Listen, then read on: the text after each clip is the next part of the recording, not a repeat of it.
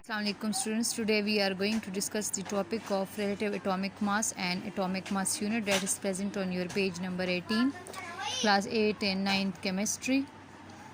Relative atomic mass unit. As the name indicate, atomic mass is relative to some other atom.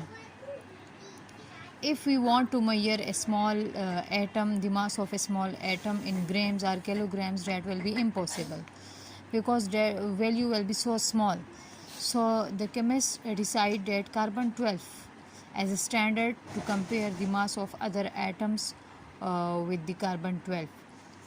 First, if we look to the history, first oxygen atom was selected as a standard, but further scientists decide that oxygen atom has more isotopes and that are also present in the atmosphere, so they will lead to some mistakes. So carbon 12 is selected as a standard for comparison, because carbon 12 consists of carbon also has an isotopes. Carbon has carbon 13, carbon 14 also isotopes of carbon, but they are not present in the atmosphere. They are very rarely present, or we can say that they are not present in the atmosphere. So carbon 12 is in abundant in the atmosphere. If we look at the atom of carbon 12, it consists of 6 neutron, 6 electron and 6 proton. It consists of 6 neutrons, 6 electron and 6 protons. So exactly, and its mass number is atomic mass that we have already studied, that is 12. That is neutron plus proton is equal to 12, and the ratio of these three subatomic particle is 1 into 1 into 1. They are in the simple whole ratio present, that is 1, only 1. So it means that relative atomic मास जो है वो हमारे पास क्या होगा कि carbon 12 जो है, कार्बन 12 अगर हम जो है फाइंड आउट करना चाहे, carbon 12 is equal to 12 units. 12 units मतलब 1 atom of carbon 12 is equal to 12 is the atomic mass. So मैं बार बार इसलिए कह रही हूँ कि there are another isotopes of carbon. So carbon 12 is selected as a standard. So carbon 12 is equal to the atom of carbon 12. The mass of the atom of carbon 12 is equal to 12 units. One atom of carbon 12 is equal to 12 units. वो 12 units के बराबर होगा. So 1 over 12 will be the mass of carbon 12.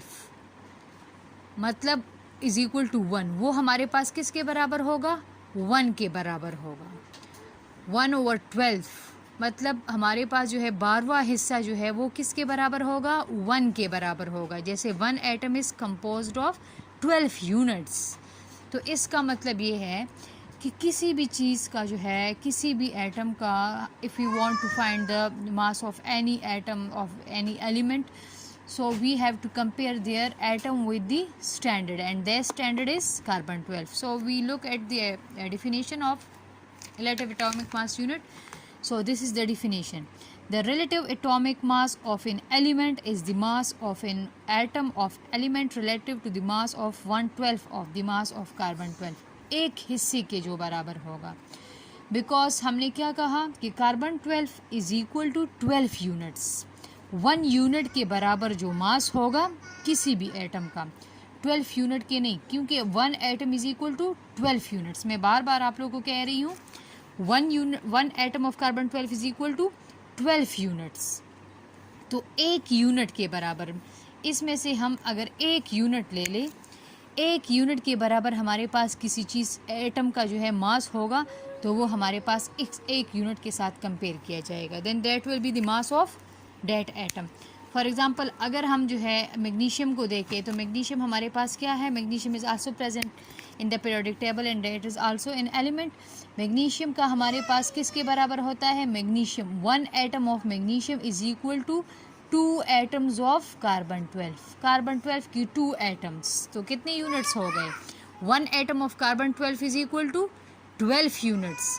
और यहाँ पर मैंने कहा 1 magnesium atom is equal to 2 carbon 12. तो हमारे पास 12 अगर 2 के बराबर है, because carbon 12 is equal to 12 units, so 2 into 12 units, so that will be lead to 24. So the atomic mass of magnesium will be 24. ये किसके कंपैरिजन में है? ये हमारे पास जो है कार्बन 12 के साथ कंपैरिजन में है।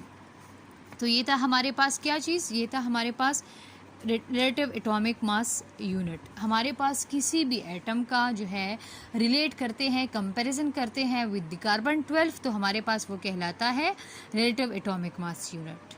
Clear? I think, I hope this topic is clear to you people. इसके बाद हमारे पास है what is atomic mass unit. अब हम कहते हैं एटॉमिक मास यूनिट क्या है। एटॉमिक मास यूनिट जो है वो हमारे पास जो है 1/12 द मास ऑफ कार्बन 12 जो है वो हमारे पास क्या है, that one is atomic mass unit. हमारे पास क्या होगा, अगर हम यहाँ पर देखें 1 mole of carbon 12, 1 mole of carbon 12 is equal to 6.023 into 10 raised to the power 23। ये हमारे पास क्या है, this is also this is a fixed ratio and this is a fixed value and this is known as Avogadro number. Clear? तो हमारे पास क्या है कि the mass of an atom of carbon 12, atomic weight of carbon 12 is equal to 12 gram. Carbon 12 का वो किसके बराबर होगा, 12 यूनिट्स 12 ग्राम के बराबर होगा, and that will be equal to 1 mole. So 1 mole of carbon 12 contain how many, 6.02 into 10 raised to the power 23 particles और atoms. तो ये हमारे पास क्या है, this is Avogadro number. Avogadro number क्या है, एवोगैड्रो जो था that was the name of a scientist, और उसने जो है ये हमारे पास एक फिक्स्ड वैल्यू सेलेक्ट की थी। इसके बाद हम आगे जाएंगे, एवरेज एटॉमिक मास क्या है, आगे हमारे पास फार्मूला यूनिट है, मॉलिक्यूल है, वो हम बाद में डिस्कस करेंगे। Thank you so much.